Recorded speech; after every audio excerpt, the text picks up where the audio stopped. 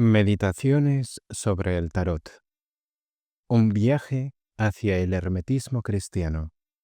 De Valentín Tomberg. Carta 17. La estrella. El arcano del crecimiento y de la madre. Florece el justo como la palmera, crece como un cedro del Líbano. Todavía en la vejez producen fruto, se mantienen frescos y lozanos. Salmo 92. Dos cosas llenan el ánimo de asombro y respeto, siempre nuevos y crecientes, cada vez que el pensamiento se para en ellas. El cielo estrellado encima de mí y la ley moral en mí. Crítica de la razón práctica, de Immanuel Kant. Querido amigo desconocido, el 16º arcano mayor del tarot nos presentaba la alternancia entre dos vías, la de la construcción y la del crecimiento, y hacía resaltar los peligros de la vía de la construcción, poniendo ante los ojos de nuestro espíritu y nuestro corazón la ley de la Torre de Babel. La comprensión de esta ley lleva a decidirse por la vía del crecimiento.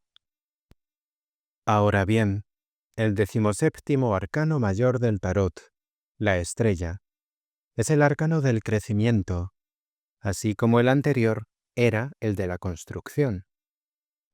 Se trata aquí de un ejercicio espiritual dedicado al crecimiento, es decir, nos invita a concentrarnos en el problema del crecimiento y meditar en sus aspectos esenciales para llegar a la contemplación de su núcleo o esencia místico, gnóstico, mágico, metafísica, en una palabra, hermética. Apliquémonos, pues, a este triple cometido. Una torre se construye, un árbol crece. Ambos procesos tienen en común un aumento gradual de volumen y la tendencia hacia arriba. Difieren, no obstante, en que la torre se ha levantado a saltos y por pisos, mientras que el árbol experimenta una elevación regular y continua. Esto viene de que los ladrillos o piedras talladas que se emplean en la construcción de la torre van colocándose unos encima de otros, en tanto los ladrillos microscópicos o células del árbol se multiplican por división y crecen en volumen.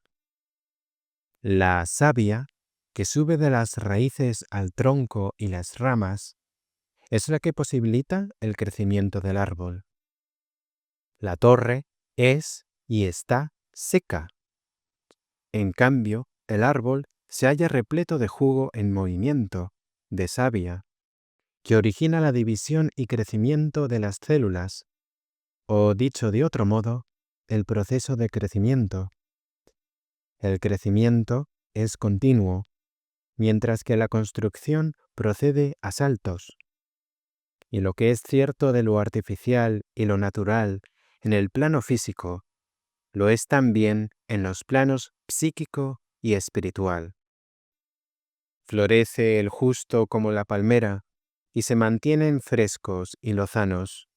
Salmo 92. Y también, el espíritu abatido seca los huesos. Proverbios capítulo 17. He aquí un tema de igual alcance que el del agente mágico astral, el vínculo entre conciencia y acción que tanta importancia reviste en la literatura ocultista, a saber, el tema de la savia universal de la vida, que constituye el del 17º arcano, el arcano del crecimiento. Efectivamente, así como existe un misterioso agente intermedio que efectúa el paso de la imaginación a la realidad, así también hay un agente, no menos misterioso, que efectúa la transición del estado potencial de germen al de madurez, de lo que solo existe en potencia al de su realización, el agente transformador de lo ideal en real. De igual manera que una fuerza mediadora interviene en el proceso que transforma la imaginación en acción, es decir, en acontecimiento objetivo. Así una fuerza desconocida interviene en el proceso del devenir, ya se trate de una bellota que se convierte en roble, ya de un niño chillón que llega a ser un San Agustín, ya finalmente de un mundo en estado de niebla primordial que acaba transformándose en un sistema planetario poblado de toda clase de seres vivos, desde los meramente animados hasta los inteligentes. En los tres casos, crecimiento de un organismo, desarrollo de un individuo desde la infancia hasta la muerte, la evolución cósmica, hay que presuponer la existencia de un agente activo que efectúa la transición del estado de potencia al de realidad. Algo ha actuado durante el tiempo en que una bellota se vuelve roble, en que un óvulo fecundado se transforma en hombre maduro, y en que la niebla primordial del cosmos se convertía en sistema planetario, con nuestro globo habitado por la humanidad. Bien sé que este razonamiento no está de acuerdo con las reglas del juego establecidas por las ciencias naturales, pero hay otras reglas, sobre todo las de la razón natural, con las que no solo está de acuerdo, sino de las que se deriva como exigencia categórica. Y al decir categórica, quiero dar a entender que hay que resignarse, en punto a esta clase de problemas, o al silencio del pensamiento, o a un raciocinio conforme a la naturaleza, o sea, a las exigencias estructurales de la razón, lo que constituye una regla del juego en el hermetismo. Es preciso, pues, dar por sentado un agente de crecimiento, como hay que presuponer un agente mágico que hace de mediador entre la conciencia y los acontecimientos, si uno se decide a pensar. ¿Qué diferencia intrínseca existe desde el agente mágico y el agente de crecimiento? El agente mágico es de naturaleza eléctrica, ya terrena, ya celeste. Actúa mediante descargas, emitiendo chispas o rayos. Es seco y caliente, como el fuego. La torre alcanzada por el rayo del 16º arcano no es, de hecho, sino la consecuencia del encuentro de dos sequedades, la de la torre de abajo y la del rayo de arriba. Y el 15º arcano, el diablo, es esencialmente el del calor, o más bien, dos clases de calor, el del mal y el del bien. Así pues, los arcanos 15 y 16 son los del fuego, mientras que el 14 y 17 son los arcanos del agua, ya que la inspiración angélica y el agente de crecimiento tienen de común que fluyen, no actuando por choques y descargas, sino de manera continua. La continuidad transformadora es la manifestación esencial del agente de crecimiento, así como la fulguración creadora es la del agente mágico. Estos dos agentes aparecen en todas partes, inclusive en la esfera de la intelectualidad humana. Ciertas mentes han tomado partido por el agua, y a muchas debemos las ideas del transformismo, evolución, progreso, educación, terapéutica natural, tradición viva. Otras se han decidido por el fuego, trayéndonos las ideas del creacionismo, creación de la nada, inventiva, elección, cirugía y prótesis, revolución. Tales de Mileto, que vivió entre 650 y 548 a.C., creía que el agente de crecimiento, el agua, representaba en el mundo el papel principal, mientras Heráclito de Éfeso, 576-480 a.C., atribuía ese papel al agente mágico, el fuego. En La noche de Walpurgis, de Fausto, Goethe imagina una discusión entre Anaxágoras, partidario del fuego, y Tales, partidario del agua, sobre el tema de la primacía de la fulguración creadora o de la continuidad transformadora en la naturaleza. Su dramático desenlace es la evocación mágica, por Anaxágoras, de la triple luna, Diana, Luna, Hécate, evocación de la que luego se arrepiente, dando con el rostro en tierra e implorando a las fuerzas fulgurantes y portadoras de catástrofes irreparables que se apacigüen.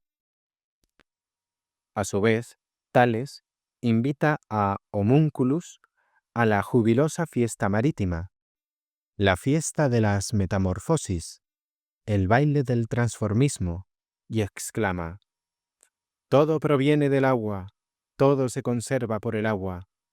Oh océano, otórganos tu obra eterna». Fausto, versos 8435 a 37. Nada hay de sorprendente en que Goethe, aun admitiendo la realidad del fuego o agente mágico, tome partido por el agua o agente de crecimiento, toda vez que él mismo escribió 4 obras acerca de la metamorfosis, de la que hizo el tema principal de su vida. Estos libros versan sobre la metamorfosis de la luz o de los colores, de las plantas, de los animales y del hombre. Creía en la transformación, la evolución, la tradición de una cultura progresiva, sin revoluciones.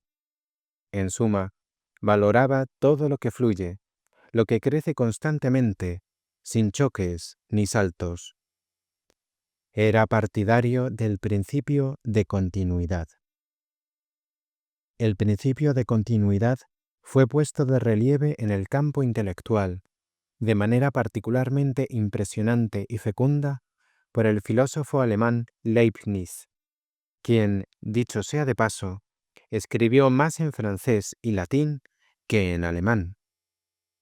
Orientando su pensamiento según este principio, es decir, no procediendo a saltos, evitó tener que enfrentarse con las fosas o abismos que separan una creencia de otra, una tesis de otra, o un grupo humano de otro. Sobre todas las cimas que separan las tesis de sus antítesis, Leibniz tendió, como un puente, el arco iris de la continuidad, de la tradición gradual. Así como el rojo se transforma gradualmente en naranja y el naranja en amarillo, que a su vez se transforma imperceptiblemente en verde, para llegar a ser más tarde azul, añil y violeta. Así también toda tesis acaba por convertirse en su antítesis. Por ejemplo, las tesis «el centro de toda existencia particular, mónada, es libre» y «todo está predeterminado por la causa eficiente y final del universo, armonía preestablecida», coexistían pacíficamente en el arco iris de las ideas de Leibniz sobre el mundo, aun cuando tales ideas sean netamente contradictorias. Para Leibniz, sin embargo, no eran ni más ni menos contradictorias que el rojo y el violeta en el verdadero arco iris. Platonismo, aristotelismo, escolasticismo, cartesianismo, mística y espinosismo solo eran para él colores del arco iris de la filosofía perennis, y su propio pensar se movía en el círculo zodiacal del pensamiento. Su obra fue, pues, la de la paz, exactamente como la del hermetismo, ya que el método de Leibniz es puro hermetismo. Y este arco iris de la paz, el principio de la continuidad, es lo que guió a Leibniz en su actividad devoradora, que tendió a dos principales objetivos: la fundación de academias de ciencias y la fusión de la Iglesia Católica con las reformadas. Las academias de las ciencias de Berlín, San Petersburgo y Viena fueron fruto de los esfuerzos de Leibniz por introducir en la civilización occidental el arco iris de la paz, en la forma práctica de cooperación de estudiosos de todas las disciplinas científicas. En cuanto a su obra de fusión en la Iglesia Católica con las reformadas, acometida en compañía de Bossuet, el puente intelectual y moral que ambos tendieron entonces existe todavía, y el vaivén se acentúa. Un vaivén que dura desde el final de la Guerra de los 30 años. El principio hermético de la continuidad, o el agua, es también lo que llevó a Leibniz a descubrir las bases del cálculo diferencial en matemáticas. En efecto, el cálculo diferencial no es otra cosa que la aplicación del principio de continuidad y del pensar líquido en vez del pensar cristalizado a las matemáticas. El cálculo infinitesimal, que comprende el cálculo diferencial y el cálculo integral, alfa y omega del pensar líquido en matemáticas, es, asimismo, aplicación del principio de continuidad y resultado de la admisión del agente de crecimiento en el terreno de las matemáticas, donde antes reinaba soberano el principio de la construcción. Aprovecho esta oportunidad para recordar la obra de un hombre probablemente olvidado, si acaso alguna vez se reparó en él. Se trata de Sviashchenaya Kniga Tota, Velikije Arkani Taro, el libro sagrado de Tarot, los arcanos mayores del Tarot, publicado en Rusia en 1916 o 1917. Su autor, el ingeniero Smakov, utiliza, casi en cada página, el cálculo diferencial e integral para tratar problemas como la individualidad y Dios, la libertad y el orden cósmico, los planos respectivos de la existencia y la conciencia, el espíritu y la materia, etc. Dicho autor me impresionó profundamente, no solo por sus numerosas fórmulas de cálculo infinitesimal, sino sobre todo por sus largas citas de pasajes del Zohar y otros libros escritos en hebreo o arameo, que ni se dignaba traducir, ni transcribía siquiera en caracteres latinos o cirílicos. Magnífico desdén de la popularidad en una época en que las masas populares se volvían, por decirlo así, todopoderosas, y en que la demagogia estaba al orden del día. Aún añadiré que el libro, de 400 páginas, impreso en excelente papel, y donde las letras cirílicas alternaban con las latinas, griegas y hebreas, había sido editado y pagado de su bolsillo por el propio autor. Sí, ha habido estrellas de nobleza en el cielo del hermetismo, y espero las siga habiendo siempre. Este saludo a un difunto amigo desconocido no deja, empero, de tener relación con la presente carga, dirigida al amigo desconocido que aún vive, porque la aportación del ingeniero Smakov a la tradición hermética demuestra la fecundidad de la aplicación del cálculo infinitesimal al plano a que pertenece por derecho de cuna, el del hermetismo. Al enumerar las mentes preclaras que comprendieron el arcano del agente de crecimiento, no puedo silenciar el nombre de una gran inteligencia, una estrella en el cielo de la filosofía perenne, alguien a quien sin duda ya conoces, querido amigo desconocido. Me refiero a Henry Bergson, hermético por la sola gracia de Dios, sin afiliaciones externas, ni contactos con órdenes o sociedades de iniciación. Henry Bergson tuvo la valentía y el mérito de reafirmar, con sus consecuencias científicas, el movimiento de continuidad y el modo de pensar que capta el movimiento moviéndose con él y no deteniéndolo. Dice al respecto: ¿es cuestión del movimiento? La inteligencia solo retiene una serie de posiciones, un punto al que primero se llega, luego otro y luego otro. ¿Se le objeta al entendimiento que entre esos puntos ocurre algo? Rápidamente intercala nuevas posiciones y así sucesivamente hasta lo infinito. De la transición propiamente dicha, desvía la mirada. Pasemos por encima de esta representación intelectual del movimiento, que lo figura como una serie de posiciones. Vayamos derechos a él, contemplémoslo sin conceptos interpuestos. Lo encontramos sencillo y de una sola pieza. Avancemos aún más. Comprobamos que coincide con uno de esos movimientos absolutos, incontestablemente reales, que producimos nosotros mismos. Esta vez captamos la movilidad en su esencia y sentimos que se confunde con un esfuerzo cuya duración es continuidad indivisible. Otro tanto podemos decir del cambio. El entendimiento lo descompone en estados sucesivos y distintos, supuestamente invariables. Si consideramos más de cerca cada uno de esos estados, vemos que varía. Entonces nos preguntamos, ¿cómo podría durar si no cambiara?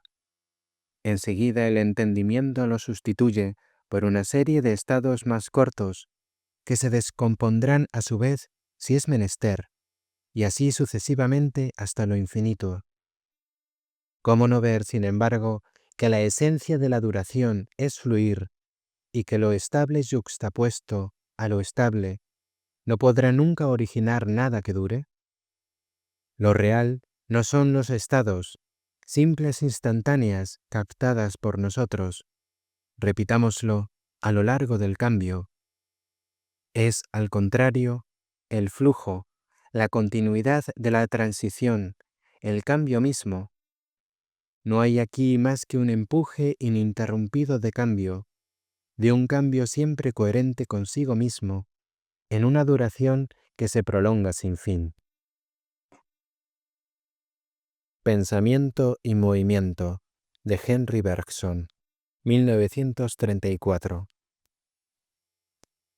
Henry Bergson nos invita, pues, a captar el agente de crecimiento en acción, en lugar de ocuparnos de sus productos fosilizados. Nos invita a la experiencia que él mismo denomina intuición. Entre los que respondieron a la llamada de Henry Bergson, el más eminente es el padre Teilhard de Chardin. He aquí el resumen de su obra, que encontramos en la última página de su diario, escrita el 7 de abril de 1955, 3 días antes de su muerte. Jueves Santo. Lo que creo. Primero, San Pablo. Los 3 versículos en Passim Pantatheos. Segundo, cosmos igual a cosmogénesis, biogénesis, noogénesis, cristogénesis. Tercero, los 2 artículos de mi credo. El universo está centrado evolutivamente, hacia lo alto y hacia adelante. Cristo es su centro. Fenómeno cristiano y noogénesis igual a cristogénesis. El porvenir del hombre, del padre Teilhard de Chardin, 1959. Los 3 versículos a que alude el autor son estos. El último enemigo en ser destruido será la muerte, porque Cristo ha sometido todas las cosas bajo sus pies. Cuando hayan sido sometidas a Él todas las cosas, entonces también el Hijo se someterá a aquel que ha sometido a Él todas las cosas, para que Dios sea todo en uno. Theos panta en pasin. Primera de Corintios, capítulo 15. Así como hay fuego y fuego, es decir, el fuego celestial del amor divino y la electricidad resultante de la fricción, así hay también agua y agua, el agua celestial de la savia del crecimiento, progreso y evolución, y el agua inferior de la instintividad, del inconsciente colectivo y de la colectividad devoradora, el agua de los diluvios y anegamientos.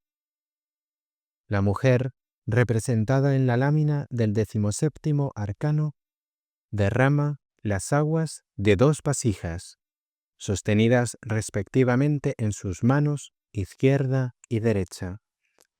Aguas que van a mezclarse en un mismo río. Se mezclan en un mismo río, sí.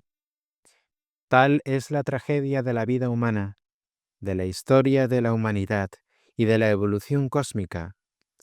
El río de la continuidad, en la herencia, la tradición y la evolución, arrastra consigo hacia un porvenir sin fin todo lo sano, noble, santo y divino del pasado, y a la vez, mezclado con ello, todo lo infeccioso, vil, blasfemo y diabólico.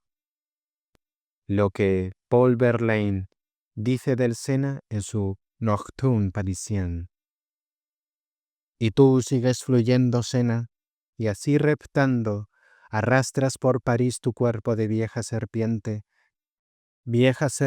enfangada, transportando a tus abras la carga de leña, hulla y cadáveres. Poemas saturninos de Paul Verlaine, 1903. Lo que dice este poeta puede también decirse, no sin razón, del río de la vida humana, de la historia de la humanidad y de la evolución cósmica, a lo que aplican igualmente estos versos de Víctor Hugo.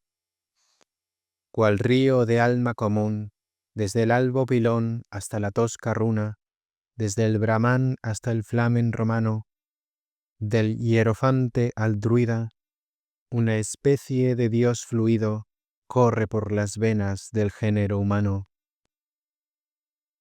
Los magos, versos 435-40, de Víctor Hugo. Así es, en efecto, tanto la vieja serpiente enfangada como una especie de Dios fluido circulan por las venas de la humanidad. ¿Dualismo? ¿Corren acaso eternamente juntos en el río de la vida el veneno de la serpiente y la lágrima de la Virgen? Sí y no. Y tan decididamente sí como no. Sí, en cuanto al presente, que es acción y voluntad. No en lo que toca al futuro, que es la estrella de mar del entendimiento y la esperanza. Para la acción, es el dualismo lo que despierta la voluntad y la hace pasar del estado pasivo al activo, pues todo esfuerzo presupone un dualismo práctico y concreto.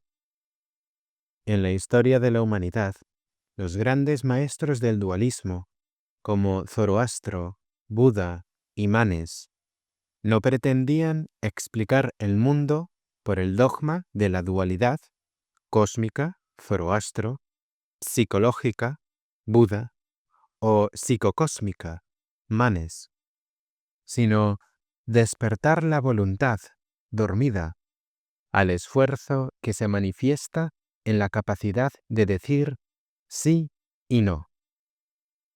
El fatalismo, la resignación a la rutina, el quietismo, son el sueño de la voluntad, a veces dulce, otras tinto de amargura.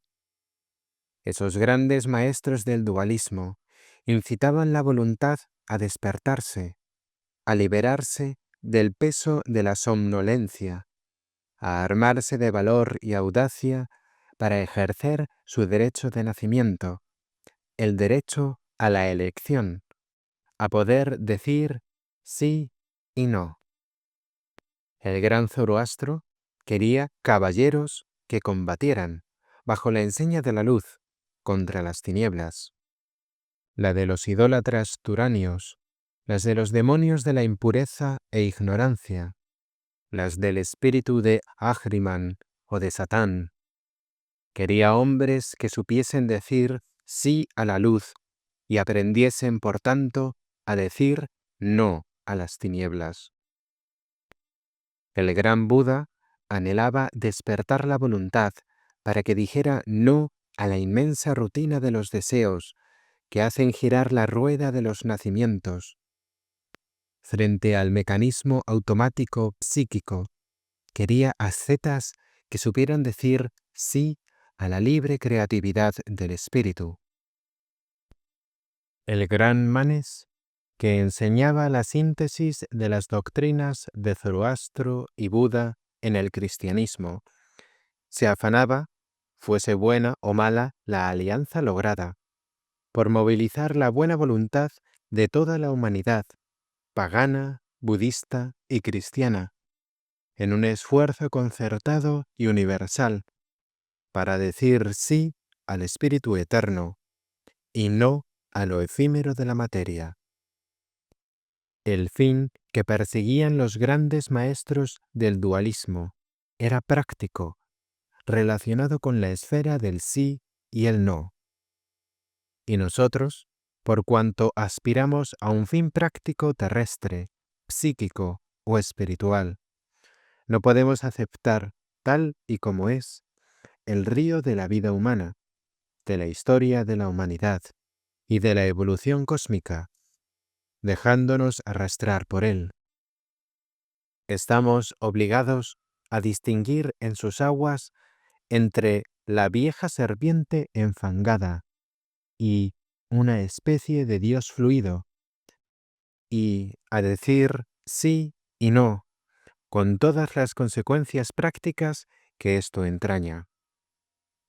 Al mismo tiempo, no debemos olvidar que el 17º arcano es no sólo el de las aguas que fluyen de dos vasijas para mezclarse en un único río, sino también el de la estrella, tanto más cuanto que el nombre tradicional de la lágrima es precisamente la estrella. La gran estrella central de la lágrima, como por lo demás toda la constelación de 8 estrellas, invita a nuestra conciencia al esfuerzo de aliar la justicia contemplativa, la estrella amarilla de 8 rayos, con la justicia activa, la estrella bermeja, también de 8 rayos, de unir el principio guía del entendimiento con el principio guía de la voluntad. En otras palabras, nos invita a superar el dualismo mediante la operación mágica y alquímica de la unión o alianza mutua de los contrarios, que suele llamarse matrimonio de los contrarios, e irradia en el mundo esa fuerza luminosa que hace el porvenir no sólo aceptable, sino aún deseable, transformándolo en promesa. Esa fuerza luz, que es la antítesis de la tesis del Eclesiastés, hijo de David, rey de Jerusalén. Lo que fue, eso será. Lo que se hizo, eso se hará. Nada hay nuevo bajo el sol. Eclesiastés, capítulo 1. Esa fuerza luz que emana de la estrella, constituida por la alianza de la contemplación con la actividad, y que es, decimos, la antítesis de la tesis, según la cual nada hay nuevo bajo el sol, no representa otra cosa que la esperanza. La esperanza proclama en el mundo: lo que fue, prepara lo que será. Lo que se hizo, prepara lo que se hará. Todo es nuevo bajo el sol. Cada día es un acontecimiento único y una revelación única que nunca se repetirán. La esperanza no es ni mucho menos algo subjetivo que se deba al temperamento optimista o sanguíneo, o a un deseo de compensación, en el sentido de la moderna psicología freudiana o adleriana. Es, como ya hemos dicho, una fuerza luz que se irradia objetivamente, dirigiendo la evolución creadora hacia el futuro del mundo. Es el equivalente celestial y espiritual del instinto terreno y natural de la reproducción biológica, que, merced a la mutación, origina la selección natural, la cual a su vez determina, con el tiempo, el progreso biológico. Dicho de otro modo, la esperanza es lo que mueve y dirige la evolución espiritual en el mundo. Por cuanto se mueve, es fuerza objetiva, y en la medida en que orienta y dirige, es luz subjetiva. Por eso la llamamos fuerza luz. La esperanza equivale, en la evolución espiritual, al instinto de la reproducción en la evolución biológica. Es la fuerza y luz de la causa final del mundo, o, si se prefiere, la fuerza y la luz del ideal del mundo, la irradiación mágica del punto omega, según Teilhard de Chardin. Este punto omega al que tiende la evolución espiritual, o la evolución de la noosfera, que triunfa sobre la barisfera y la biosfera, es el punto central del mundo en vías de personalización, el punto de la total unidad entre el fuera y el centro, entre lo material y lo espiritual, a saber, el Dios hombre o Jesucristo resucitado, así como el punto alfa, primer motor o causa eficiente, es el verbo que puso en movimiento electrones, átomos, moléculas, etc., en un movimiento tendente a asociarlos en planetas, organismos, familias, razas, reinos. Yo soy el alfa y la omega. Así se lee el mensaje de la estrella central de la lámina del 17º arcano del tarot, lo cual significa: yo soy la actividad, la causa eficiente que todo lo puso en movimiento, y la contemplación, la causa final que atrae hacia sí todo cuanto está en movimiento. Yo soy la acción primordial y la esfera incesante, hasta que todos lleguen a donde yo estoy.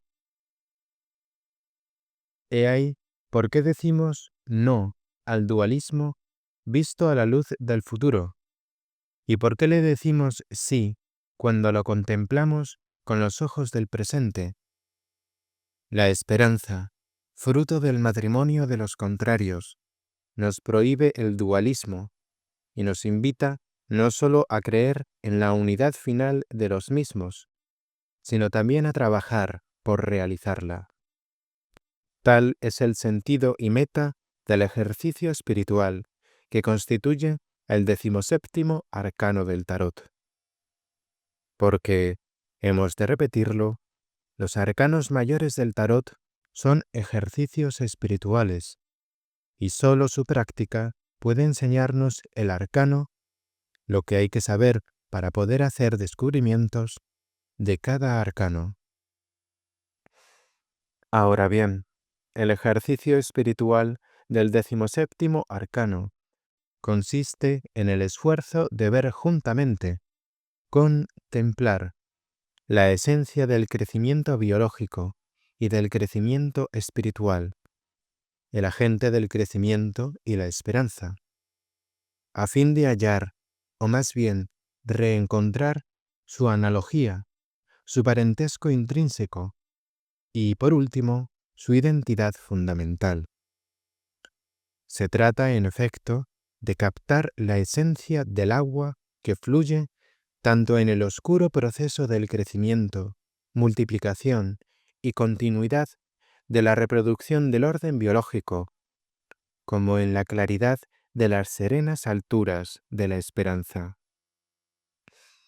Es cuestión, pues, de llegar a la intuición del agua tal como la entiende el relato de Moisés sobre el segundo día de la creación, cuando Dios apartó las aguas de por debajo del firmamento de las aguas de por encima del firmamento. Génesis capítulo 1. Y de comprender,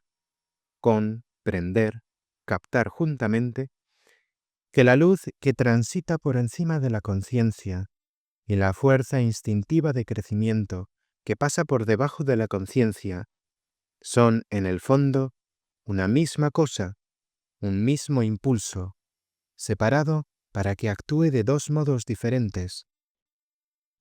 El agua, principio del crecimiento y de la evolución, tanto biológica como espiritual.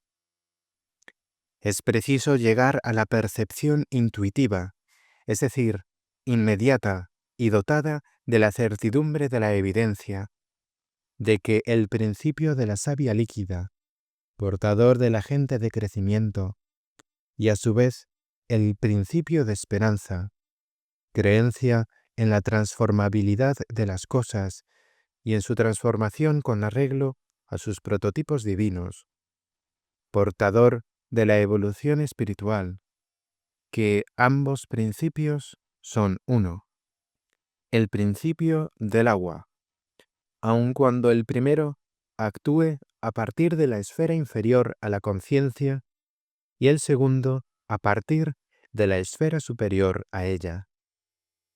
Por eso, la lámina del 17º arcano del tarot representa a la mujer, principio materno, entre la constelación de la esperanza encima de ella y el río de la continuidad de la vida biológica debajo.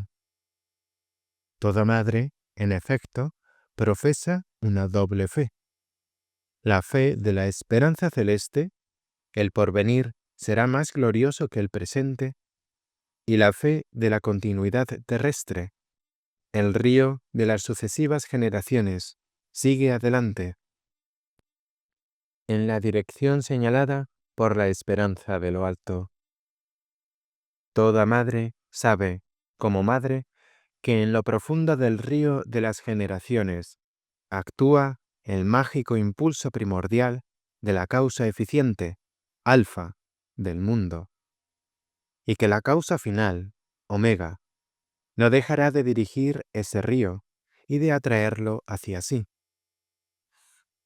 En otros términos, toda madre confiesa, por el hecho mismo de ser madre, el origen y fin divinos del mundo.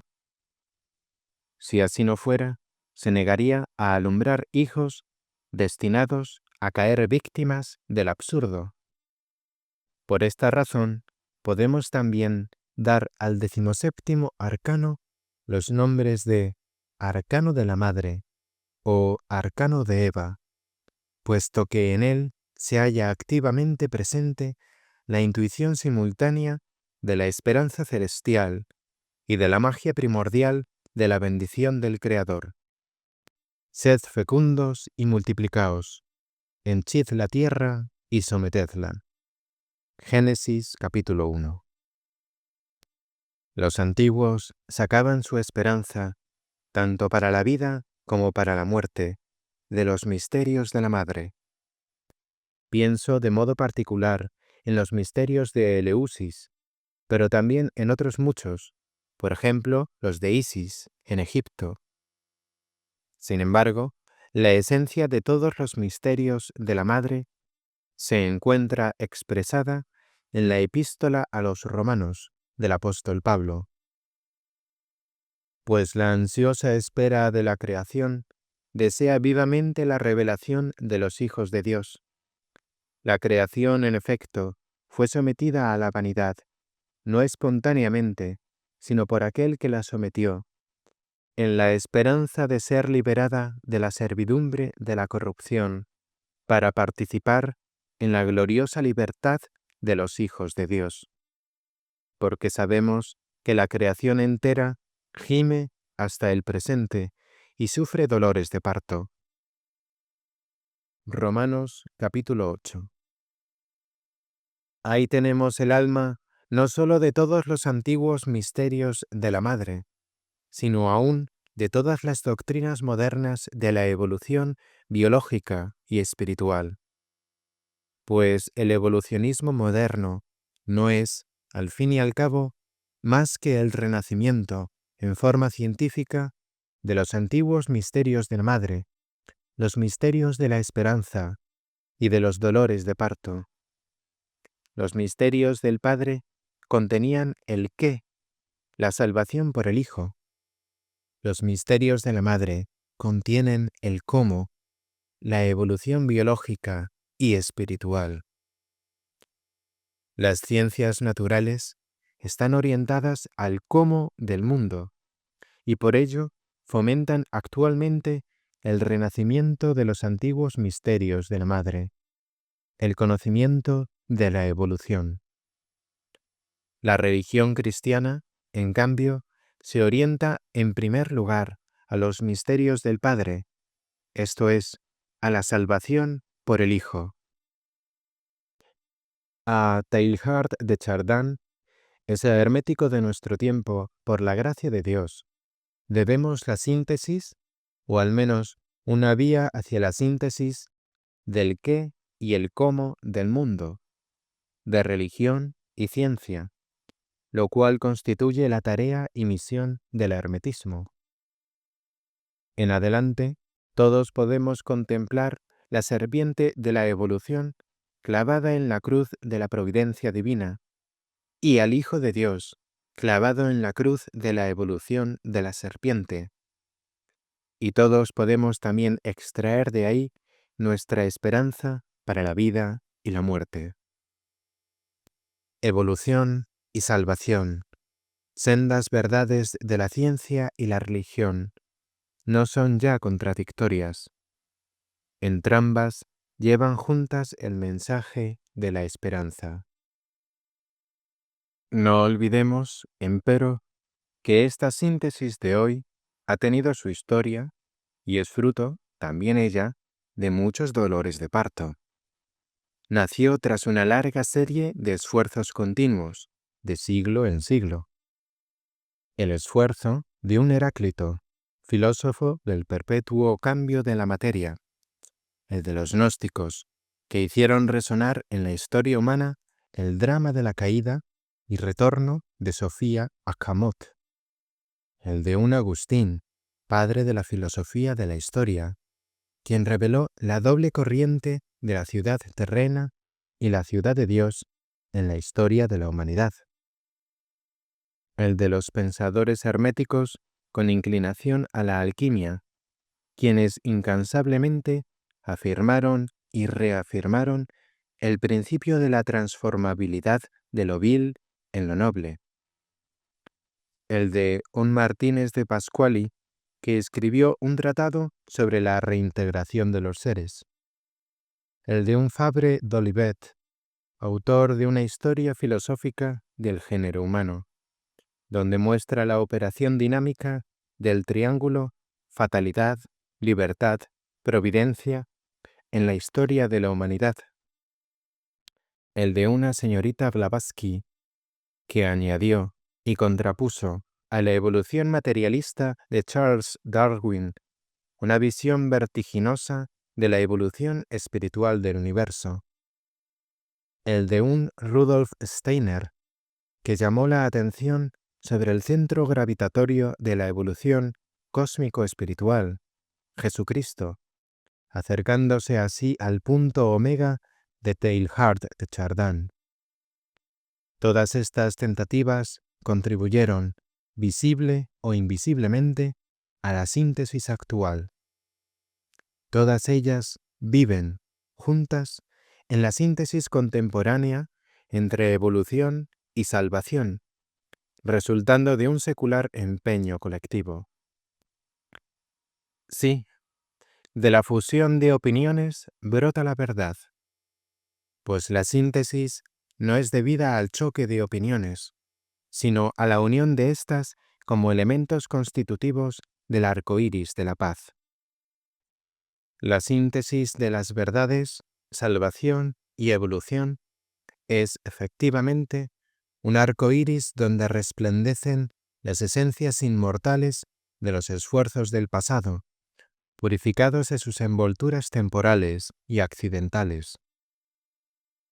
Así, el transformismo moderno, la evolución biológica y espiritual, no viene de la refutación de la alquimia antigua y medieval, sino de la adopción, por los pensadores contemporáneos, del fundamental dogma alquímico de la transmutabilidad. Purificada de sus elementos temporales y accidentales, como su tendencia a la producción de oro material o al hallazgo de la piedra filosofal o de la panacea material, la alquimia celebra hoy su apoteosis en el esplendor del arco iris de la síntesis entre salvación y evolución. La alquimia ha salido de los sombríos antros de antaño, donde sus adeptos consumían a menudo fortunas enteras y la flor de su vida, para instalarse en un laboratorio más digno de ella, la inmensidad del universo. Hoy, el mundo se ha convertido en laboratorio alquímico, como también en oratorio místico.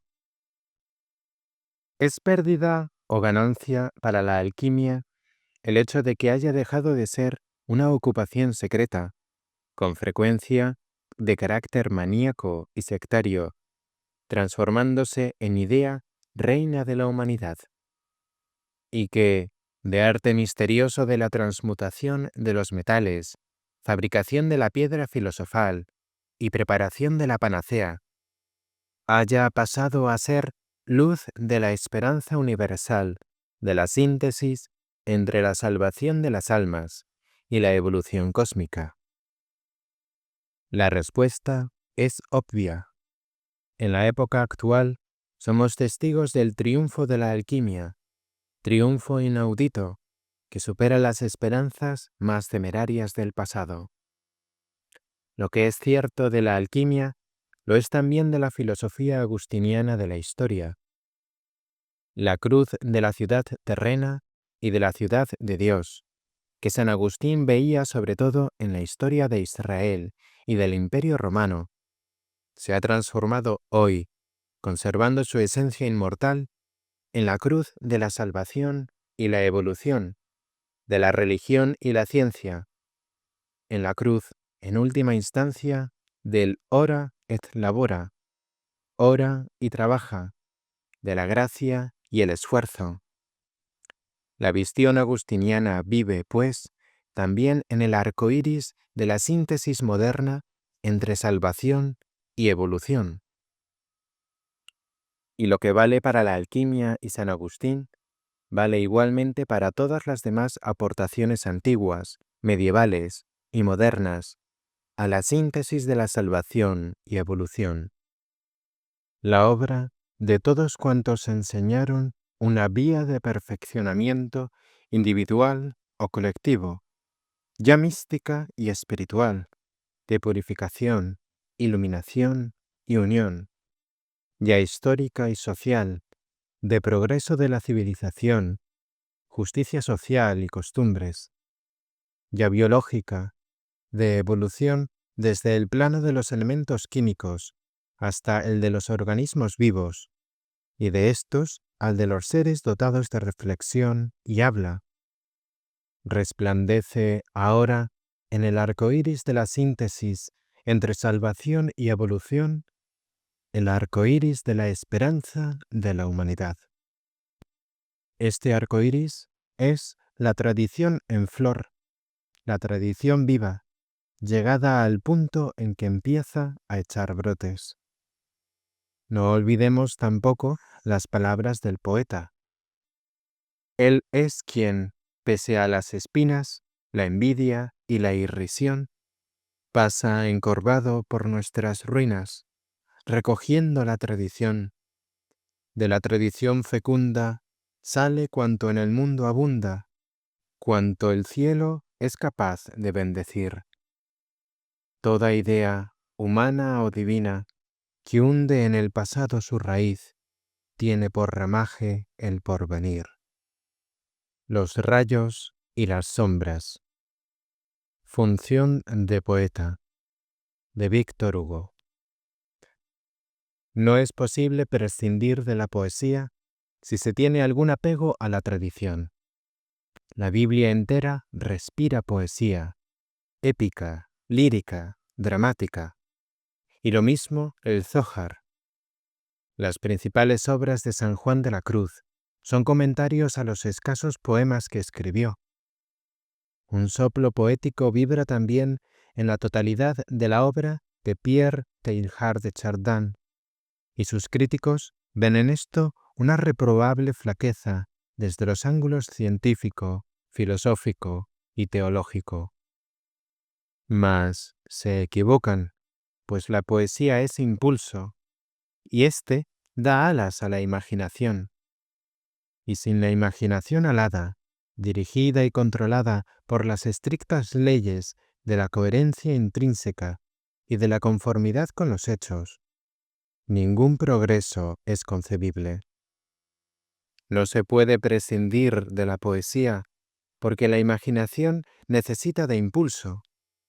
Solo hay que atender a no dejarse llevar por una imaginación que aspire únicamente al brillo y no a la verdad.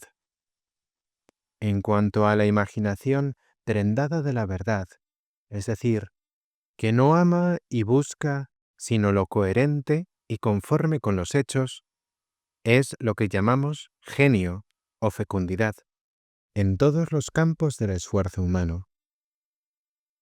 Tampoco el hermetismo puede prescindir de la poesía.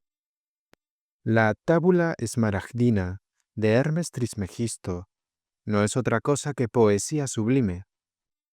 Cierto que no es sólo poesía en el sentido de mera estética verbal y musical, toda vez que proclama el gran dogma místico, gnóstico, mágico y alquímico, pero al mismo tiempo no se limita a ser un simple tratado discursivo en prosa. Es un canto a la verdad de los tres mundos. Y los arcanos mayores del tarot no apelan igualmente a la imaginación alada, cada uno en su contexto, con su propia orientación. Son símbolos, mas ¿qué hacer con ellos sino aplicarles la imaginación inspirada, resuelta a averiguar su significado con ayuda de una voluntad que obedece a las leyes de la coherencia intrínseca y de la conformidad con los hechos de la experiencia externa e interna, material y espiritual? Por otra parte, la poesía no es pura cuestión de gusto, sino también de fecundidad y esterilidad del espíritu. Sin vena poética, no hay ningún acceso abierto a la vida de la tradición hermética. Amemos, pues, la poesía y respetemos a los poetas. Estos son la verdadera nobleza de la humanidad, y no los príncipes, duques y condes. Un corazón es tanto más noble cuanto más henchido está de poesía. Y puesto que toda alma es en principio sacerdote, noble y trabajador a la vez, no ahoguemos en nosotros la nobleza, sobreestimando los fines prácticos o preocupándonos excesivamente de nuestra salvación.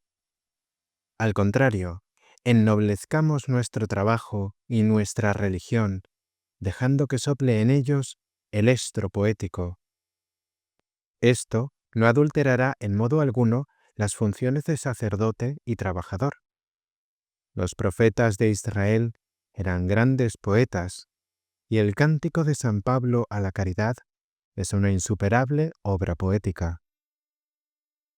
En cuanto al trabajo, solo nos procurará alegría si se eleva por encima del espíritu de esclavitud, para tomar parte en el impulso poético del grandioso esfuerzo humano. En cualquier caso, estamos obligados a atender al problema de la poesía al meditar el 17º arcano del tarot, el arcano del agua, la que fluye sobre el firmamento y por debajo de él, el arcano de la esperanza y la continuidad. La poesía, en efecto, es la unión de las aguas superiores e inferiores del segundo día de la creación. El poeta es el punto mismo en que las aguas separadas se encuentran y donde confluyen las dos corrientes, la de la esperanza y la de la continuidad.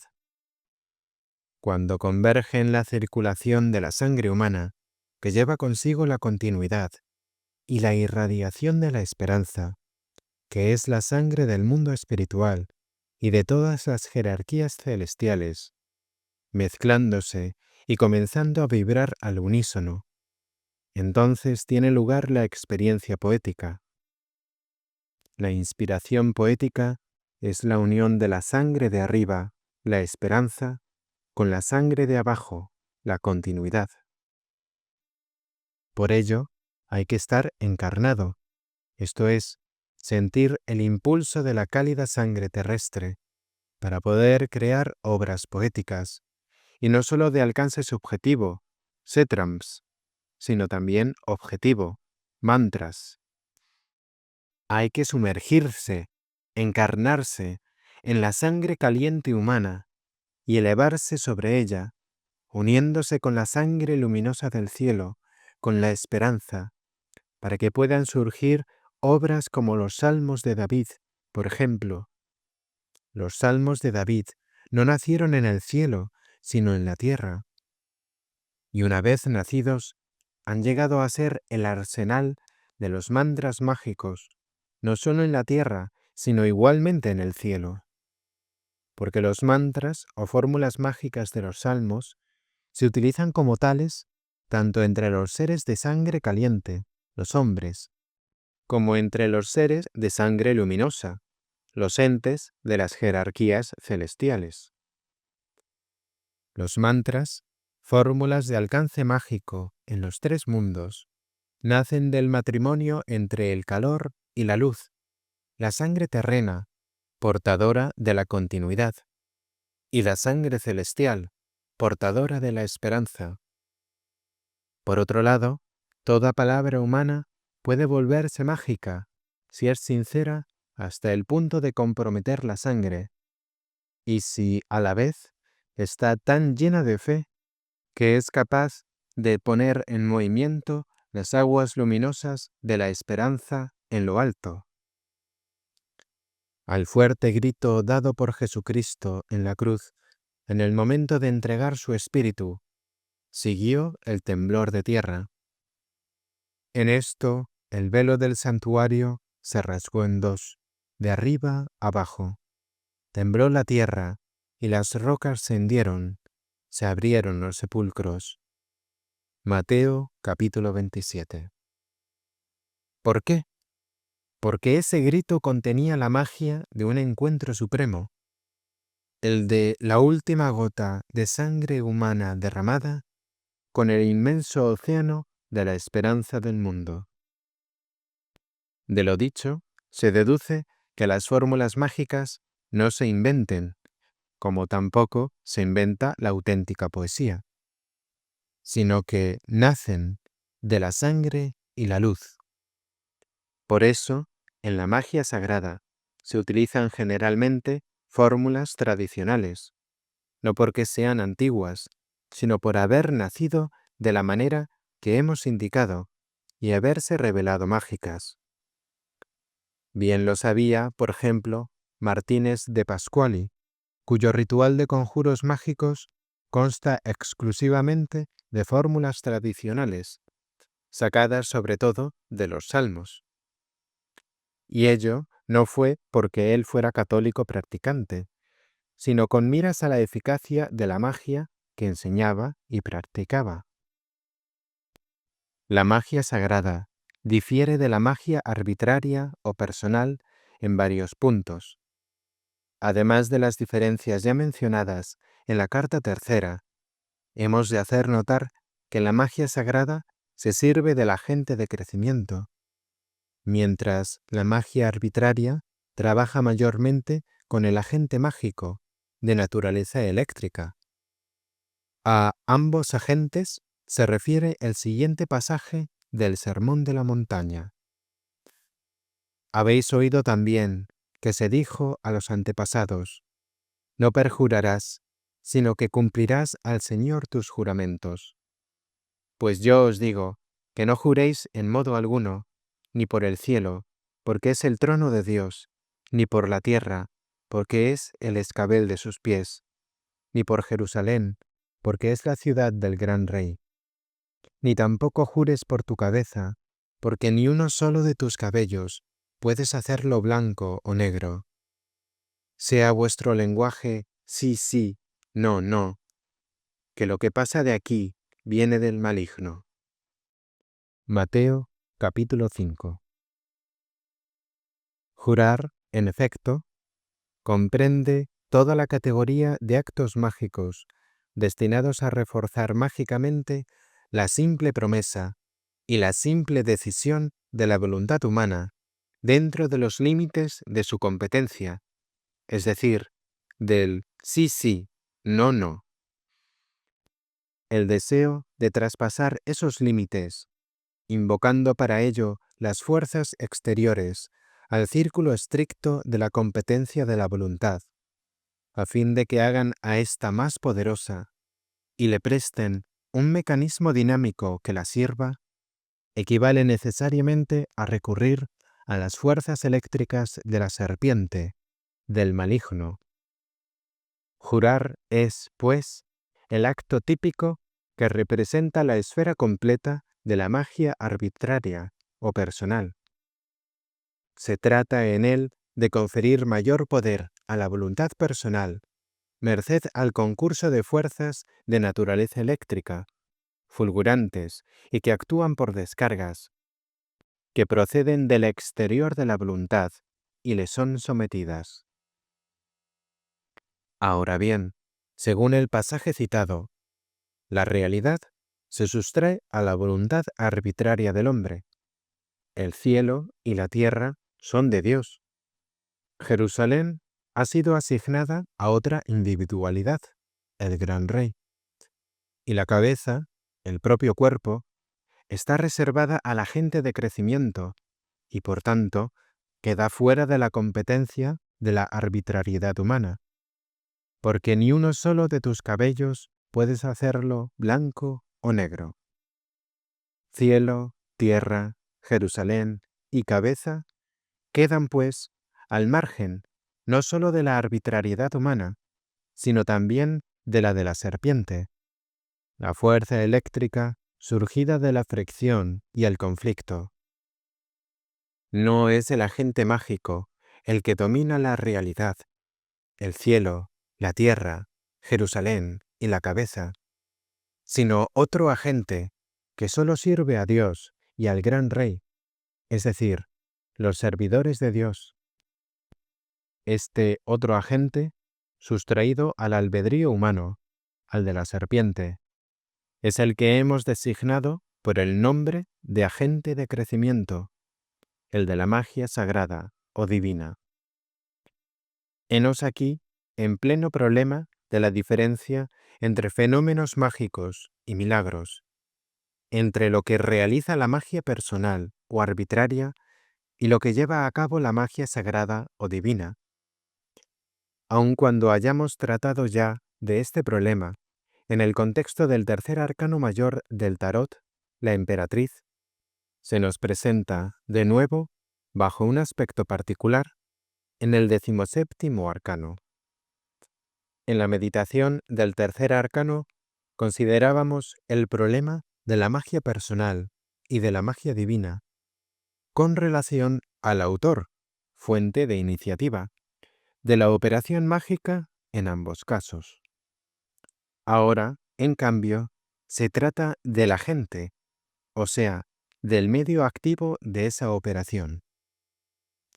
El agente de la magia divina, decíamos, se sustrae en gran medida a la voluntad personal del hombre, lo cual no sucede con el de la magia arbitraria. El agente de crecimiento es el que sirve de instrumento en la magia divina. Es, por tanto, el medio dinámico de los milagros, si por milagro entendemos el efecto de la actuación de una fuerza esencial y enteramente sustraída a la voluntad personal humana, pero que al mismo tiempo no es indiferente a las cualidades morales de las aspiraciones de dicha voluntad personal y puede conferirles un poder de realización superior al de las fuerzas del determinismo físico, biológico, psicológico e intelectual, esto es, al de las leyes naturales, psíquicas e intelectuales. La magia divina es, pues, la conciencia moral que llama, pidiéndole ayuda a la conciencia moral superior, la cual responde a esta invocación poniendo en marcha el agente de crecimiento, las aguas inferiores de la vida y las aguas superiores de la esperanza.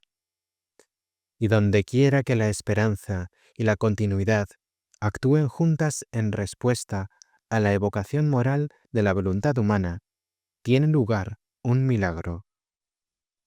El milagro es el descenso de la esperanza, las aguas superiores encima del firmamento, al plano de la continuidad, las aguas inferiores debajo del firmamento, y la acción de estas dos clases de aguas reunidas.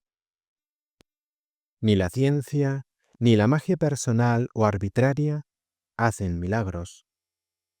La ciencia solo pone en juego una serie de determinismos o de leyes contra otra. El viento mueve al agua, el calor mueve al aire, la electricidad produce calor. Dadas estas leyes naturales, la ciencia se sirve del movimiento mecánico por medio del calor y la electricidad. Transforma la electricidad en calor y el calor en movimiento mecánico. En el acto del conocimiento, procede del movimiento visible a sus causas invisibles. Y en el acto de la realización, de las fuerzas invisibles al movimiento visible. La investigación tenaz la ha llevado al descubrimiento de la energía nuclear. Los electrones, protones, neutrones, etc., de los átomos son invisibles, pero la explosión nuclear es bien visible. He aquí, pues, el círculo de la ciencia, ascenso de lo visible a lo invisible en la teoría y descenso de lo invisible a lo visible en la práctica. Es el antiguo símbolo de la serpiente que se muerde la cola, el uroboros. Este círculo está cerrado, no en cuanto a su dimensión, ya que puede crecer indefinidamente, sino en cuanto a su falta de apertura. Es un círculo y no una espiral. Se descubren en él las fuerzas del calor, magnetismo, electricidad, núcleo atómico y otras muchas, todavía más ocultas y sutiles, pero siempre son y serán fuerzas, es decir, causas del movimiento mecánico. En esto se ve en qué consiste el cierre del círculo y por qué, a menos de una intervención exterior, como lo demuestra Teilhard de Chardin, este círculo es prisión y cautividad del espíritu. Lo que es válido para las ciencias naturales, lo es también para la magia personal o arbitraria. Esta procede exactamente como aquellas, ascenso en la teoría y descenso en la práctica. Los autores modernos que se ocupan de magia están enteramente en lo cierto cuando defienden la tesis de que la magia es una ciencia y nada tiene que ver con los milagros como tales. Dice Pappus: la magia es el estudio y práctica del manejo de las fuerzas secretas de la naturaleza. Es una ciencia pura o peligrosa, como todas las ciencias. Tratado metódico de magia práctica, de Pappus. Es verdad, mas debemos añadir que las fuerzas secretas de la naturaleza no son secretas, sino por algún tiempo, hasta su descubrimiento por las ciencias naturales, cuyo único papel consiste precisamente en irlas descubriendo y hacerlas manejables, una tras otra. Es solo cuestión de esperar a que el objeto de la magia y el de las ciencias naturales coincidan y lleguen a identificarse. Por otra parte, también es cierto que el círculo cerrado de la ciencia, esa prisión y cautividad del espíritu, se aplica igualmente a la magia personal. La magia, como ciencia que es, tiene el mismo destino que todas las ciencias, la cautividad en un círculo cerrado. Más adelante, en la introducción a su tratado de magia práctica, Pappus escribe: la magia, podríamos decir, es el materialismo de los futuros caballeros de Cristo.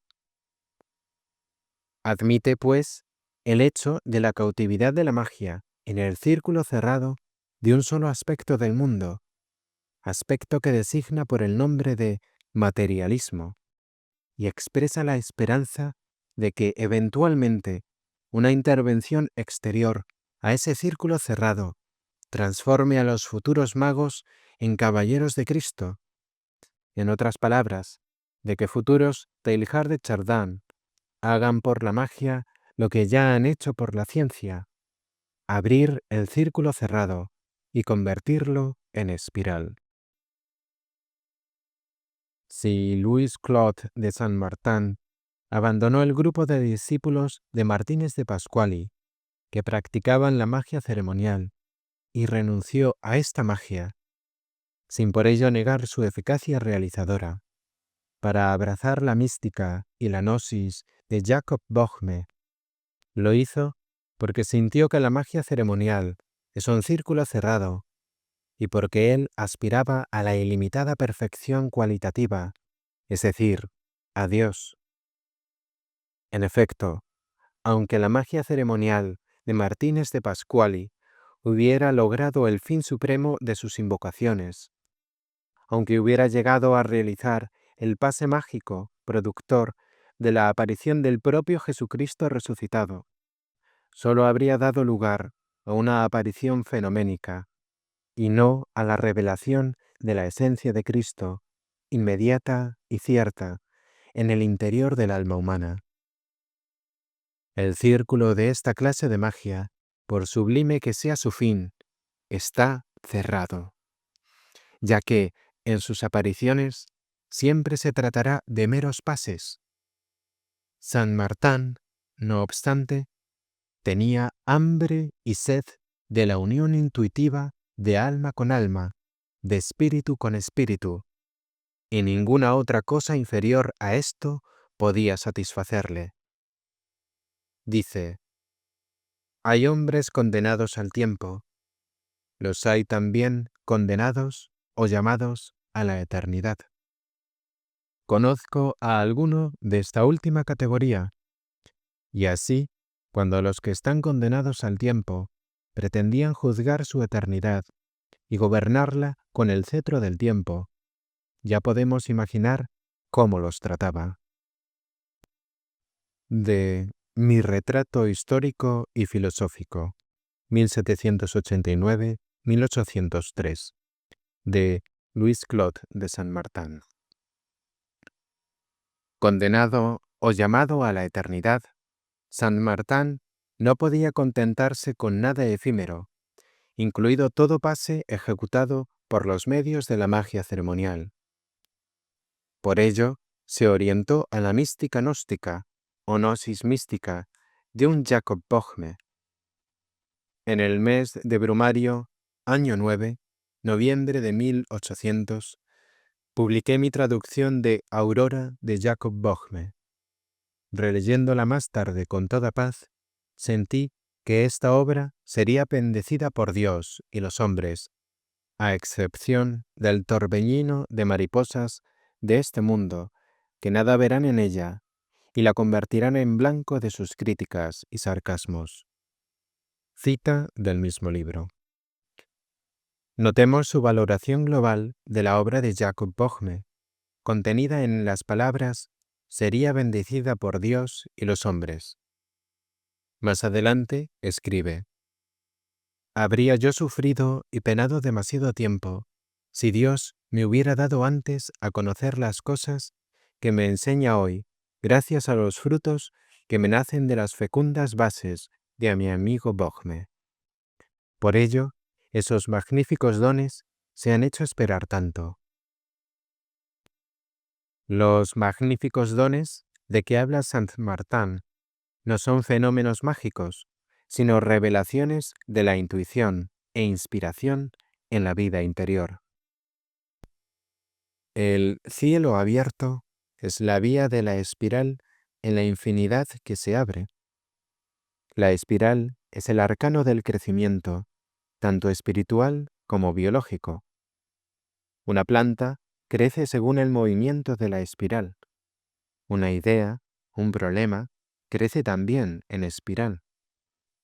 No solo las ramas de un árbol están dispuestas en espiral, sino aún los círculos llamados alburas, que se forman cada año entre la corteza y el duramen del tronco. Estos anillos, en efecto, son huellas o resultados de un crecimiento circular en dos dimensiones simultáneamente, vertical y horizontal. De un crecimiento, por tanto, en espiral.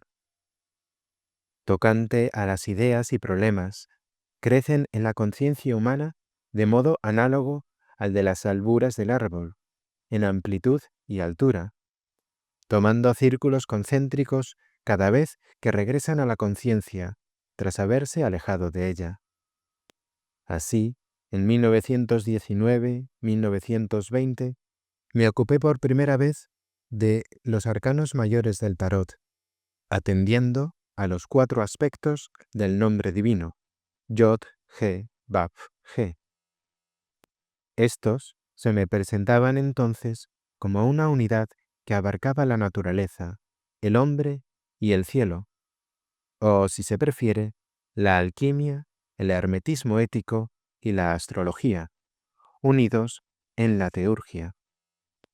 Ahora, volviendo sobre el tema, después de muchas idas y venidas, sigo tratando en estas meditaciones de los 4 aspectos del nombre divino, Yahveh, pero viéndolos como unidad de mística, gnosis y magia sagrada en el hermetismo. Aquí tenemos un ejemplo del crecimiento de las ideas y de los problemas en forma de espiral, en 2 dimensiones.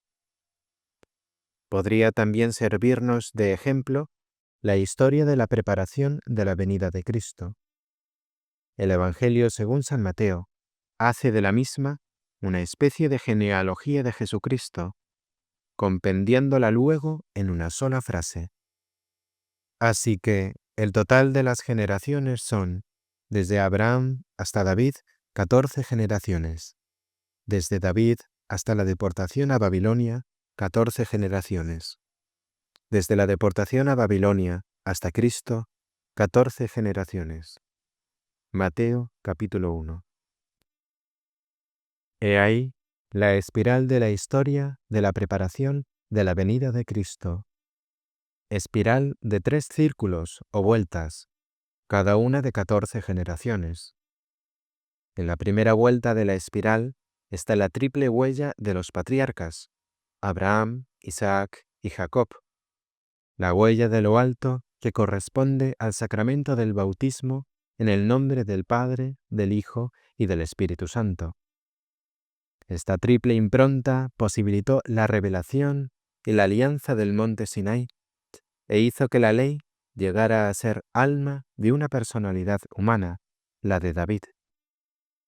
En David, efectivamente, los mandamientos y disposiciones de la ley revelada, con truenos, relámpagos y una densa nube sobre el monte, al pueblo sobrecogido de espanto, se interiorizaron hasta el punto de convertirse en amor y conciencia, en asunto de un corazón prendado de su verdad y belleza.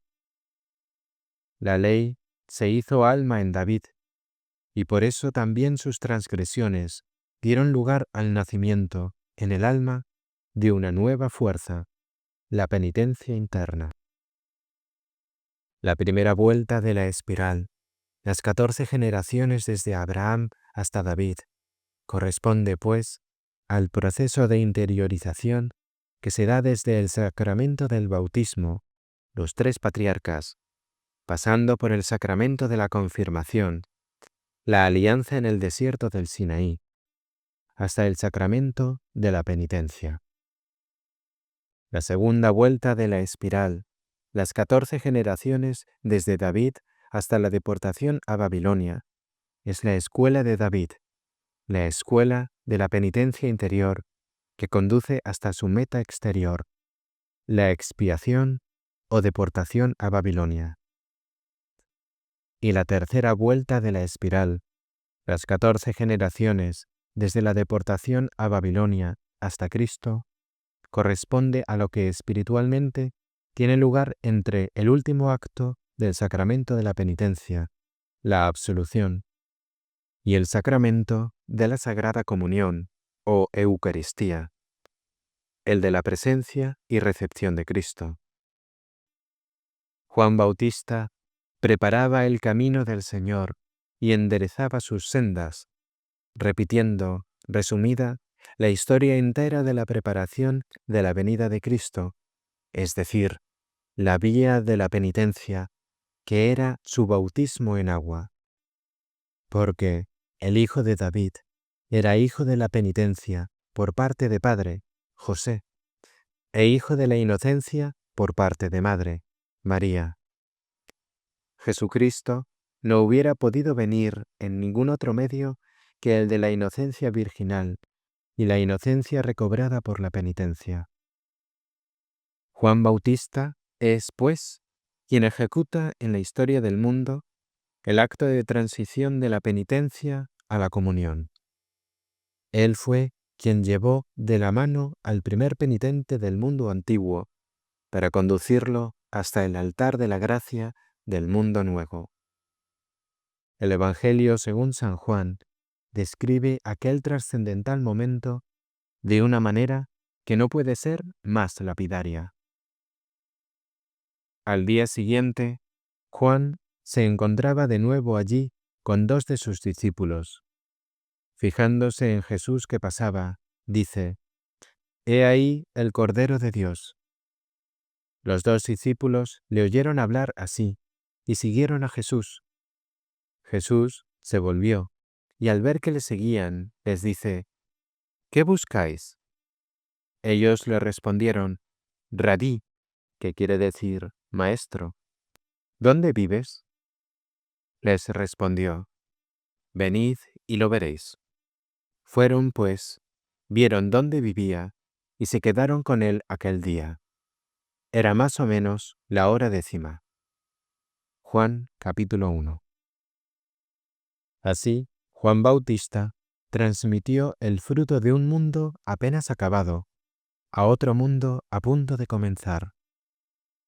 los 3 santos reyes magos depositaron a los pies del niño Jesús la triple quinta esencia de lo conseguido por el antiguo mundo: oro, incienso y mirra. San Juan Bautista le ofreció al Maestro el cuarto don, el corazón puro, que, según el Maestro, vería a Dios. 3 veces 14 generaciones es, por tanto, la espiral de 3 vueltas que constituye el camino desde Abraham hasta Cristo. Así también las edades del oro, del incienso y la mirra fueron las 3 vueltas de la espiral del camino de la espiritualidad humana. Desde los patriarcas de la espiritualidad, los rishis de la India antigua, hasta Cristo. A la edad de oro de la espiritualidad, la de la antigua India, siguió la edad del incienso de la espiritualidad, la del antiguo Irán, donde la revelación cósmica de los rishis se convirtió en alma y asunto del corazón humano. Y a la edad del incienso siguió la edad de la mirra, la del duelo y la penitencia, cuya antorcha milenaria fue el antiguo Egipto. De este último dice Hermes Trismegisto en el tratado que lleva por título Asclepius. ¿Acaso ignoras, Asclepio, que Egipto es la copia del cielo, o, por mejor decir, el lugar donde se transfieren y proyectan aquí abajo todas las operaciones que rigen y ponen en movimiento las fuerzas celestes? Más aún, si hemos de decir toda la verdad, nuestra tierra es el templo del mundo entero. No obstante, ya que a los sabios les conviene conocer de antemano todas las cosas futuras, hay una que has de saber. Llegará un tiempo en que parecerá que los egipcios honraron en vano a sus dioses en la piedad de su corazón, mediante un culto asiduo. Toda su santa adoración habrá fracasado, revelándose ineficaz y volviéndose privada de su fruto. Los dioses se irán de la tierra y regresarán al cielo. Abandonarán Egipto. Esta comarca, antaño sede de las sagradas liturgias y hora viuda de sus dioses, no gozará ya más de su presencia. Este país, esta tierra, se llenará de extranjeros. Entonces, esta tierra sacratísima, patria de santuarios y templos, aparecerá recubierta de sepulcros y muertos. Oh Egipto, Egipto, de tus cultos no quedarán sino fábulas, en las que ni siquiera, más tarde, crecerán tus hijos. Nada sobrevivirá en ti, salvo algunos signos grabados en piedra que relatarán tus piadosas hazañas. Tratado Asclepio, punto 24. He ahí la voz del embalsamador, del sabio de la sabiduría de la mirra, que entiende de la muerte y de las leyes de la muerte, la voz del Jeremías de Egipto. Oigamos ahora la voz del portador del incienso, del sabio de la sabiduría del incienso, del salmista del antiguo Irán. No hemos de enojarte, oh Ahura Mazda, ni tampoco a Asha, la ley, ni a Bajista Manaj, la suma razón, a la que se ha tratado de comprender en el don de las alabanzas a ti dirigidas. Cuando por vez primera tuve en mi espíritu la idea de ti, oh Mazda, dice Zoroastro, te vi sinceramente como primer actor del universo, padre de la razón, verdadero autor de la ley justa, rector de los actos de la humanidad. Citas de Los Gathas de Zaratustra. Alabamos a la inteligencia de Ahura Mazda a fin de captar la sagrada palabra. Alabamos la sabiduría de Ahura Mazda a fin de estudiar la sagrada palabra. Alabamos la lengua de Ahura Mazda a fin de propagar la sagrada palabra. Veneramos día y noche el monte Usidarena, dispensador de la inteligencia. Oración cotidiana de los Parsis. Y he aquí, por último, la voz de un sabio de la sabiduría del oro, que predica el humanismo cósmico. No más es el hombre, Purusha, que este universo, lo pasado y lo porvenir. Y él es el Señor de lo inmortal, pues crece más allá del sustento. Todos los seres son su cuarta parte, lo inmortal en el cielo, sus otros 3/4. Con 3/4 partes, elevóse el hombre allá arriba, el postrer cuarto renació aquí abajo, donde se ha extendido en todas direcciones, a los seres que comen y a los que no comen. Rig Veda, Tantra 10, Himno 90. Esta es la llave de oro de la evolución material y espiritual. Solo la universalidad y la trascendencia del principio humano, el Adam Katmon de la Cábala o el Purusha de los Vedas, permiten comprenderla.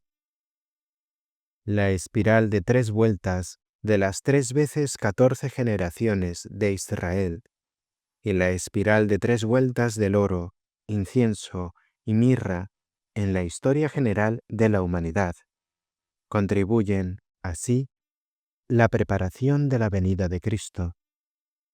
Las 3 primeras semanas del Adviento no serán un atajo de esta preparación milenaria, y la cuarta, su resumen, la semana de la obra de Juan Bautista.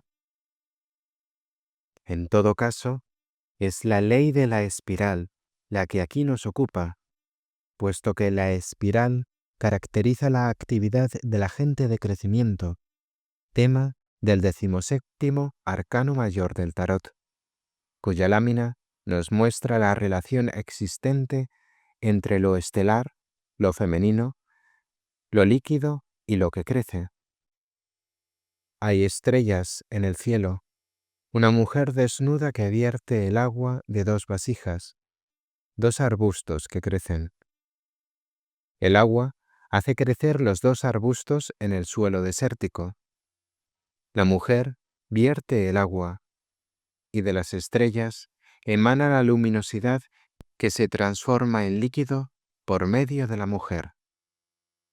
Esta, por consiguiente, transforma la esperanza en continuidad de la tradición y de las generaciones. Así crecen los arbustos. La contextura de la lámina representa, pues, una espiral que desciende de las estrellas, primera vuelta, a la mujer, segunda vuelta, y luego al agua, tercera vuelta, para acabar en los arbustos, resultados, cuarta vuelta. La lámina responde a la pregunta: ¿qué se requiere para que un árbol viva? Se requieren estrellas, la mujer y el agua. De hecho, ¿qué se requiere para que la evolución de la humanidad continúe? La respuesta es esperanza, maternidad y herencia. ¿Qué se precisa para que la verdad espiritual no quede sumida en el olvido y viva? Se precisan esperanza, creatividad leal y tradición. Es menester el testimonio corroborante de 3 testigos siempre presentes: espíritu, sangre y agua. La verdad atestiguada por el espíritu, la sangre y el agua no caerá jamás en el olvido. Se la podrá matar, pero resucitará. Ahora bien, la unidad entre esperanza, creatividad y tradición es el agente de crecimiento. Es la actuación concertada del espíritu, la sangre y el agua. El agente de crecimiento es, por tanto, indestructible, su acción irreversible, su movimiento irresistible. Al fin y a la postre, el agente de crecimiento es el tema de la Tabla de Esmeralda de Hermes Trismegisto. Y como todas las cosas proceden del Uno, por la meditación del Uno, así todas las cosas nacieron de este Uno, por adaptación.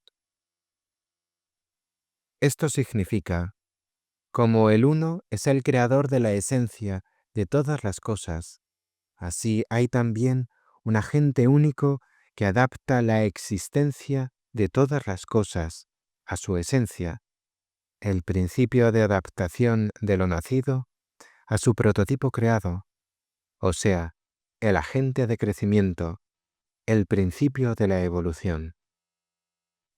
Este es engendrado por la luz espontánea de la esperanza, el sol, reflejada en el movimiento de las aguas inferiores, la luna, lo cual produce el impulso general o empujón, el viento, que lleva la esperanza primordial a su realización en el plano material, la tierra.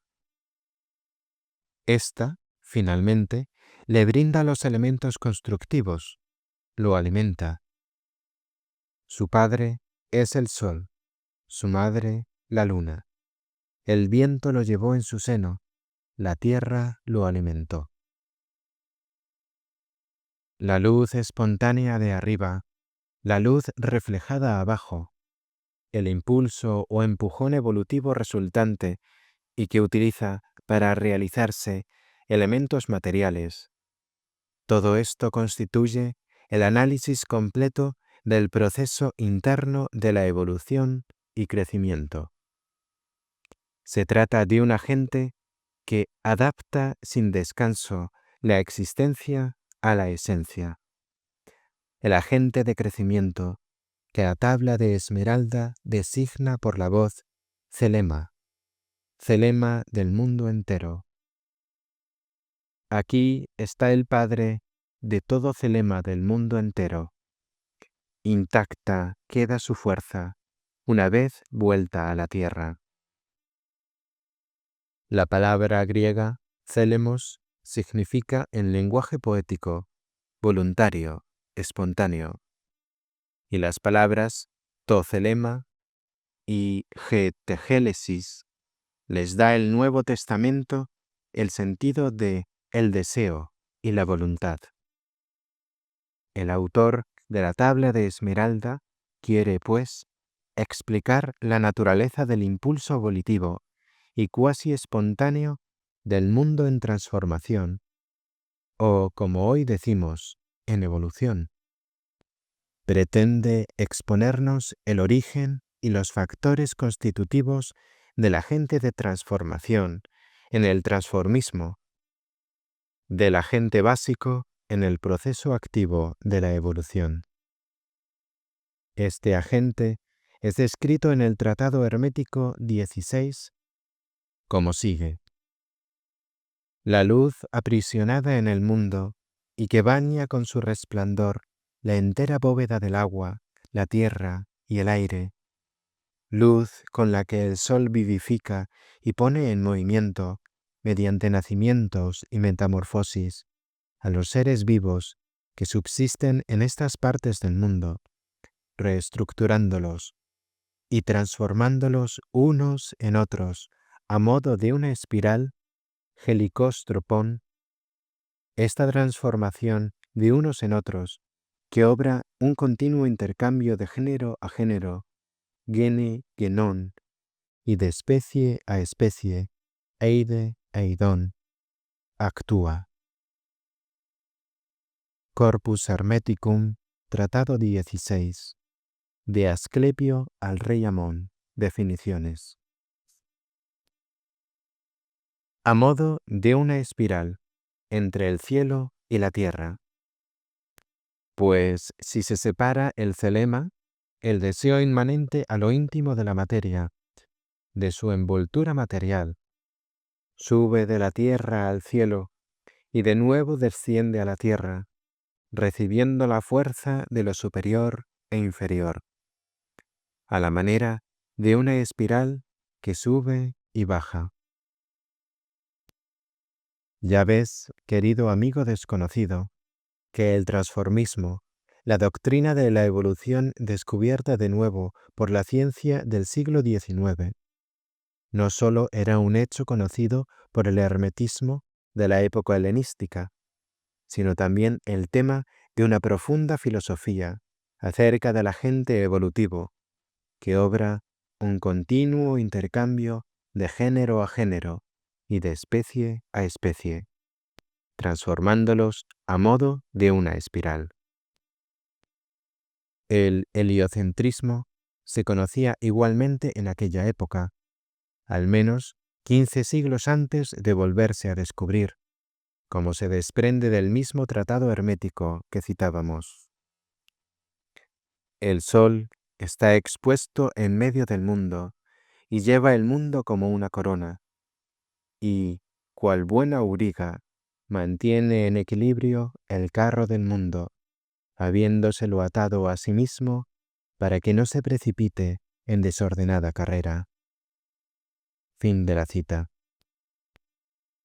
¿Puede darse una formulación más precisa del sistema solar heliocéntrico? Los antiguos herméticos conocían, pues, el hecho de la evolución, el transformismo, y buscaban su agente eficaz, el celema o impulso evolutivo, y casi espontáneo, que obra en lo más profundo de la materia. La tábula esmaragdina de Hermes Trismegisto, que ellos han legado a la posteridad, contiene el resumen de cuanto descubrieron. Es el testamento del mundo antiguo al mundo moderno. Este recibe así lo que el mundo antiguo logró, o por lo menos creyó lograr. Separarás la tierra del fuego, lo sutil de lo denso, con suavidad y gran destreza. Sube de la tierra al cielo, y de nuevo desciende a la tierra, recibiendo la fuerza de lo superior e inferior. Así tendrás la gloria del mundo entero. Huirá pues de ti toda oscuridad. He aquí la vigorosa fuerza de la fuerza, que triunfará sobre todo lo sutil y penetrará todo lo sólido. Así fue creado el mundo. De ahí saldrán admirables hechuras, adaptaciones, cuyo módulo medio está aquí. Por eso me han llamado Hermes Trismegisto, por poseer las tres partes de la filosofía del mundo total. Consumado está cuanto he dicho de la obra del Sol. Cumplido y consumado, según algunas traducciones. Así finaliza el testamento de la antigüedad. Loca pretensión, arrogancia ingenua, ilusión piadosa o enunciado de hechos. He aquí una cuestión de conciencia y experiencia a la que cada cual ha de responder individualmente. Por lo que a mí me toca, soy de quienes ven en este texto un enunciado de hechos reales, sobre todo en lo relativo al agente de crecimiento, que es la vigorosa fuerza de la fuerza, triunfante de todo lo sutil y que penetra todo lo sólido. El tema del agente de crecimiento había sido ya tratado en estas cartas, en especial en las referentes a los arcanos 3 y 11. No pudiéndonos sustraer a la ley de la espiral, que rige no sólo a la totalidad de la serie de arcanos mayores del tarot, sino también los esfuerzos y progresos de quien los medita. Teníamos que volver sobre este tema por tercera vez en la presente carta. Esta representa la tercera vuelta de la espiral, prolongable hasta el infinito, del tema del agente de crecimiento y evolución. La tabla de Esmeralda es el sucinto examen de lo que el mundo antiguo tenía que decir sobre ese tema. Los arcanos mayores del tarot son el resumen, de forma de escuela o sistema práctico de ejercicios espirituales, de lo que a su vez el mundo medieval tenía que decir acerca del mismo tema, el agente de crecimiento y evolución, como fruto de sus meditaciones sobre la tabla de Esmeralda y de sus propios esfuerzos y experiencias espirituales. La tarea que actualmente nos incumbe consiste en efectuar la tercera vuelta de la espiral de la evolución de la tradición hermética, o sea, el tercer renacimiento del tema de la tabla de Esmeralda. Nuestra época anhela el empeño colectivo de los herméticos de hoy para elaborar un tercer resumen que sería en la actualidad lo que fue el tarot en la Edad Media y la tabla de Esmeralda en el mundo antiguo. De suerte que, así como la tabla de Esmeralda salvó la esencia de la sabiduría antigua y el tarot la esencia de la sabiduría medieval, a través de los diluvios que separaron ambas edades, así también la esencia de la sabiduría moderna sea preservada del diluvio venidero en una espiritual arca de Noé y transmitida a las generaciones futuras, como lo fueron las esencias respectivas de la sabiduría antigua y medieval, gracias a la tabla de Esmeralda y a los arcanos mayores del tarot. La tradición hermética debe vivir en el futuro como vivió en el pasado. Por ello, exige un resumen moderno tan viable como los dos anteriores. Tal es el mensaje de la mujer arrodillada bajo las estrellas, a orillas del río que fluye del pasado hacia el porvenir. De la mujer que incesantemente vierte el agua de arriba en la corriente de las aguas de abajo. Ella es la madre del porvenir. Y por eso, su mensaje nos encara con el deber hacia el porvenir, el deber del río de la tradición ininterrumpida. Hagamos cuanto podamos por ser fieles a él. Fin de la meditación 17ª. La estrella, el arcano del crecimiento y de la madre.